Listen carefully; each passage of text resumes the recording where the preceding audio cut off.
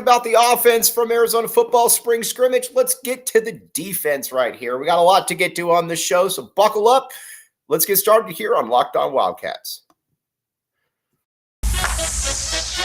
You are Locked On Wildcats, your daily podcast on the Arizona Wildcats, part of the Locked On Podcast Network, your team every day.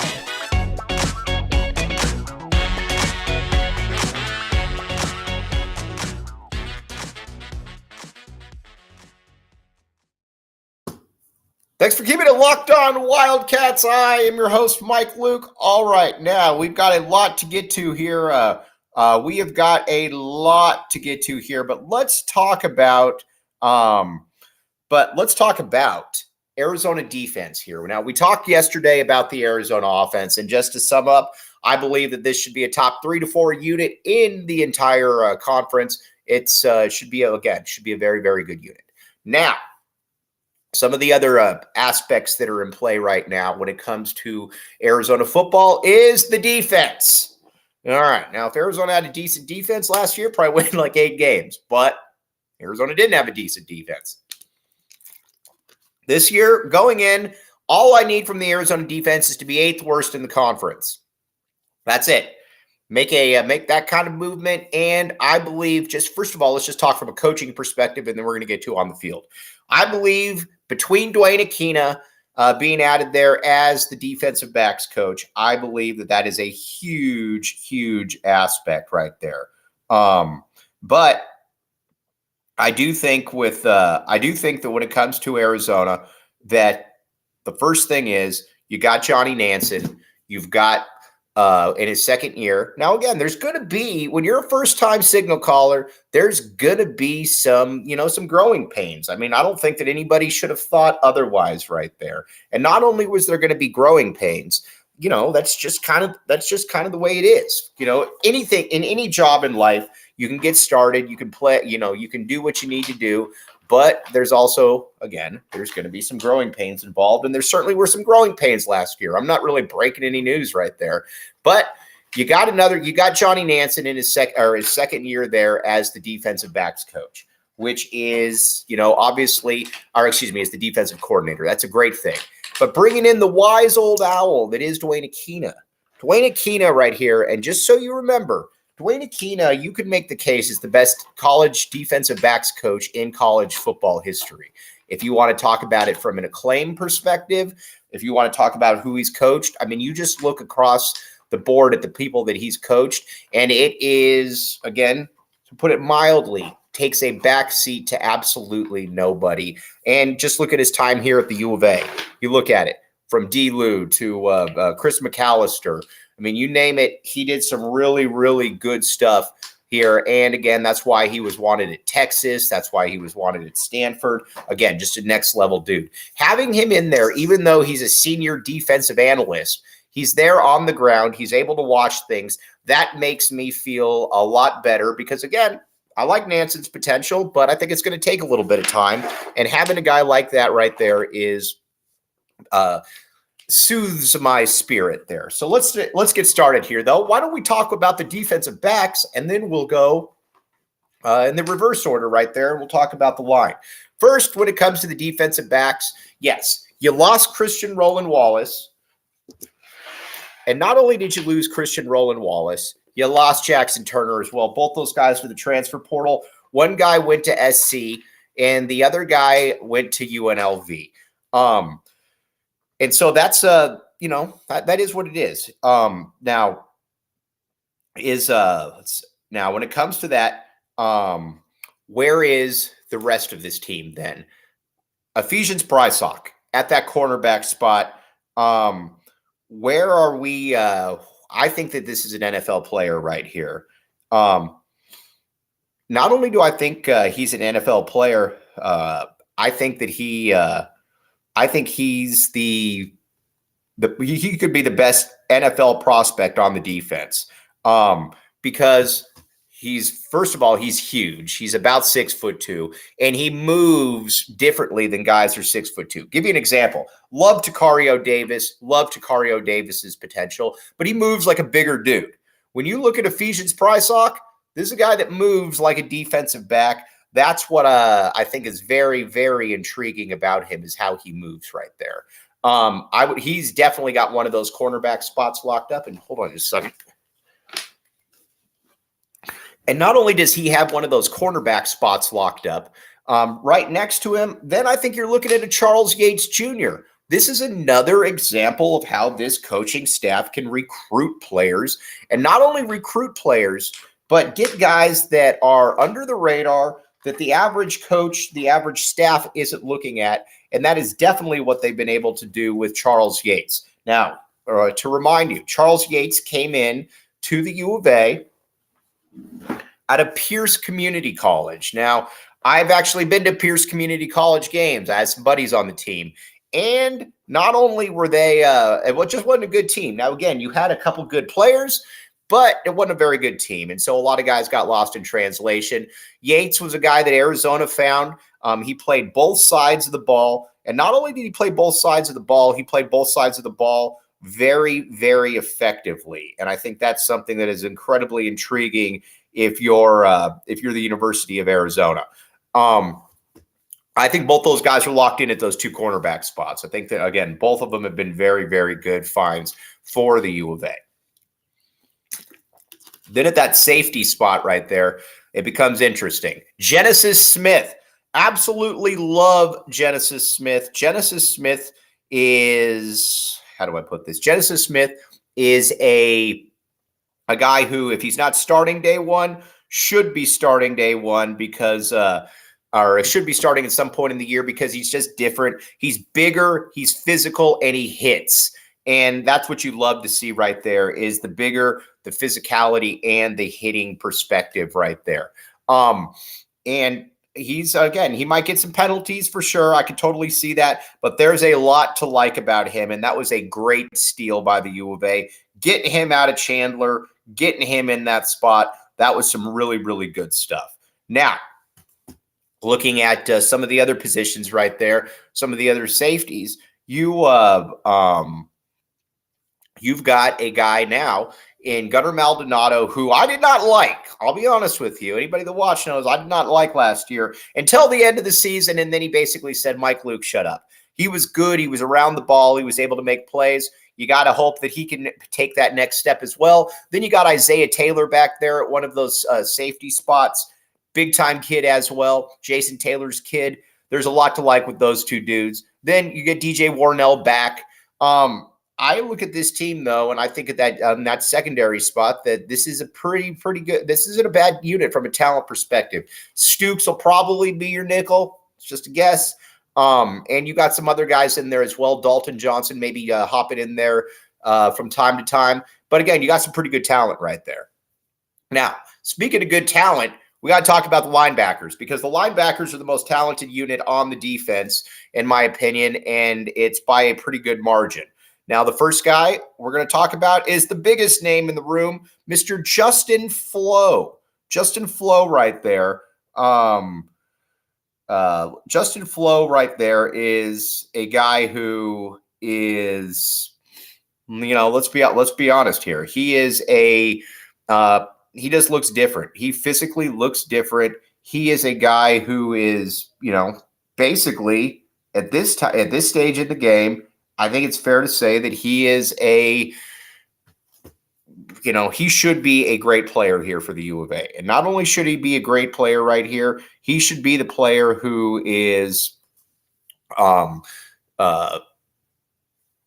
Biggins said is the best defense, or is the best linebacker prospect that he's seen at California, in the state of California. Think about that for a second. But he's a monster, though. The way that Justin Flo moves is just huge, and I know we're going back and forth. We'll get back to Jacob Manoa here in a second. But you watch Justin Flo. First of all, he's big, he's physical, he's instinctive.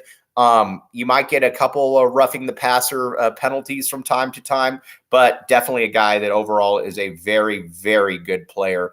And I think he's a guy that you also feel very comfortable will never leave the field. And then Jacob Manu next to him, not nearly as big as Justin Flo, but the impact is there. We've seen the impact there last year where he was a freshman All-American, and he was absolutely fantastic. You watch what he did.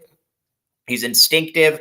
And it just goes to show sometimes the old proverbial thing, you can't measure someone's heart.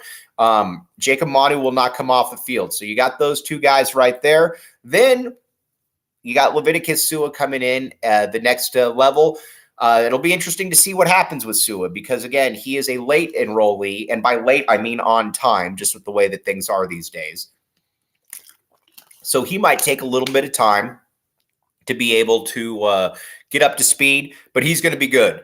And I think at some point he's probably not going to get left, or he's probably going to get onto the field. And when he gets onto the field, I don't know that he's going to be coming off either. I could see them totally going to the 3 linebacker look at some point right there. Now, at that other, and then we mentioned the guy earlier, Dalton Johnson. Sometimes, guys who have been around forever, you just kind of forget about. Dalton Johnson's one of those dudes, but Johnson right now he's been pretty good throughout camp. And I think if you're Arizona, you're excited to see what he could possibly do. I think there's a lot of intriguing possibilities for him. Now, when it comes to the rest of this, squad, then, excuse me, that's kind of what you're looking at right there at that linebacker spot. Maybe a Sterling Lane hops in there from time to time. Who knows? But the linebacker spot is pretty solid. And not only is the linebacker spot pretty solid, I believe that it should be one of the best, or I believe it should be the best unit on the team. Now, let's talk about FanDuel. FanDuel doesn't need anybody vouching for it, but we are going to. FanDuel.com/LockedOnCollege. Check it out. All right. Now, you're in the heart of the NBA season right now. Not only are you in the heart of the NBA season, you're also in, you got baseball on, you got UFC, you got a ton of different things. So again, check it out, FanDuel.com/LockedOnCollege. This is the time of the year. Again, sometimes when a game's boring and you don't know if you want to watch it or not, you put down a little bit of money, all of a sudden it becomes a little bit more interesting right there. So check it out again, FanDuel.com/LockedOnCollege. We're going to take a quick break. We'll be right back with you.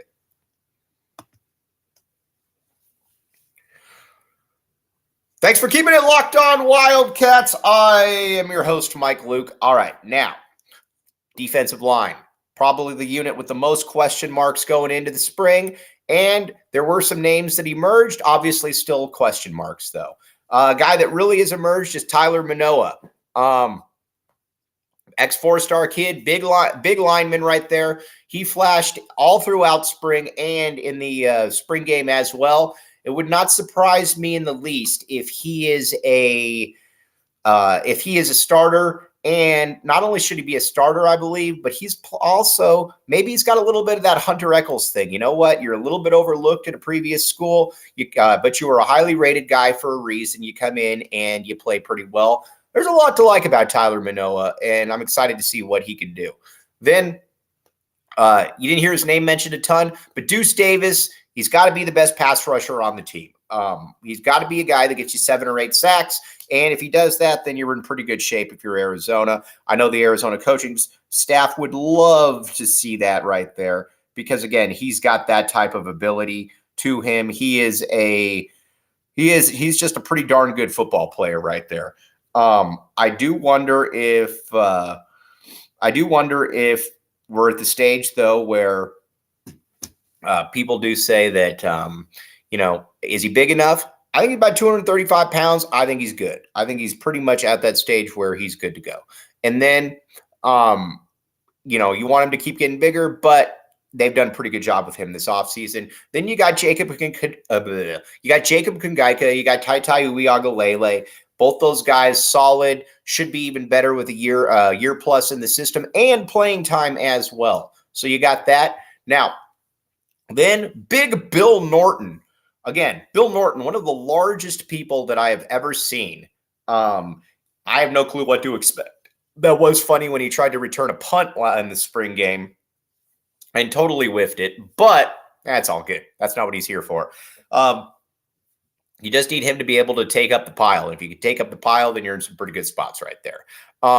Overall, though, with the defensive line, I'm not going to lie, there's definitely still some concerns right there because, again, you've only got really, in my opinion, one natural pass rusher on the D-line, and that's Deuce Davis. And but after that, I don't know. Now, I think your D tackle positions, I think you should have some pretty good run stuffers in there. But I don't know. Again, I still have some real questions, though, about where that pass rush comes from. Because, again, I think you only got one guy that can legitimately get that pass rush going by himself. But you know what? That's up to the coaching staff to figure out. Hope maybe you get the linebackers involved more. Maybe you trust the DBs a little bit more. Not really sure, but you do have some options right there. Now, when it comes to special teams, growing up in Arizona, you can always count on three things. At least when watching Dick Tomey: great defenses, bad offenses, and good special teams. That was essentially the recipe for success. But in the last 15 years, the special teams haven't been very good. And a big reason why the special teams haven't been very good is because they haven't had a consistent kicker. Now, they've had some decent kickers in there, but there's been too many Max Zendejos. There's been too many Alex Zendejoses in there that just aren't good and are kicking the ball into the butt of their linemen in front of them. Tyler Loop is a leader of men out there. Tyler Loop is one of the best options at the kicker spot that I can remember in recent memory. Big fan of Tyler Loop on this show right here. There's obvious reasons why we're fans of Tyler Loop, but the first reason why is because he can make field goals. It's the little things that count around here. And again, not only can he make field goals, he's good at what he's able to do right there. And by kicking field goals, anything from 45 in, be good at it. And you know what? We'll take the rest of our chances there. Tyler Loop has shown that. So again, big fan of Tyler Loop right here. We salute Tyler Loop. Then you've also got Kyle Ostendorp. Kyle Ostendorp has been, it's funny, not quite the year that he had the previous year, but a big-time punter, big-time potential, a guy that can change the field in a heartbeat. You love what a guy like Kyle Ostendorp can bring to the table. And again, he can change the field position, which is something that Arizona fans have grown accustomed to not seeing. We're excited, though, to possibly see it this time. Now, so again, that's kind of your kicking spot. Now, I need Speedy Luke returning kicks. You watch him, and we talked about this yesterday. He is more than just football fast, or he is more than fast. He is football fast, i.e. he makes people miss, and he's good at what he does. Speedy Luke, I believe, needs to be back there. I don't buy the argument that he's too small and all of that, because there's a lot of small guys that return kicks. He looks pretty good athletically as well. Speedy Luke, I need returning kicks. Because it's just like last year when you had like a guy like Anthony Simpson. I mean, and this is with no disrespect to Anthony Simpson, but when you go back there and you just fair catch it, what are we really doing here? It's not really doing much for me. You got to be able to change the position right here, and that's what Arizona is going to do. All right, now we take a quick break. We're going to come back with you and we're going to give you our season expectations. Thanks for keeping it locked on, Wildcats. I am your host, Mike Luke. All right, season expectation time right here. So let's talk about it. What do we got? I believe this team is going bowling. And not only do I believe this team is going bowling, I believe that this team is going to win 7 games. And I believe that they should win 7 games. I also believe that Vegas is still behind the curve a little bit when it comes to Arizona. And you know what? That is okay, because that means that you can take some money right there from them. You can take some money from them and back the A at the same time right there. But again, I believe this is a playoff team. So again, we should be able to judge according, or a playoff team, a bowl team. And I believe that this team could be judged accordingly. There's going to be some real games that you're going to be able to find out with, Mississippi State early on, where exactly this team is, but I expect this team to acquit themselves. Now, again, they might have a couple stinkers here and there. That wouldn't surprise me in the least. But I do believe that right now we are at a stage that we are at a stage right now with Arizona where things are really headed in the right direction. Okay, now all right, we're gonna sign off today. Tomorrow, though, we got coming up Arizona basketball talk. We got to have a lot of some roster moves right there.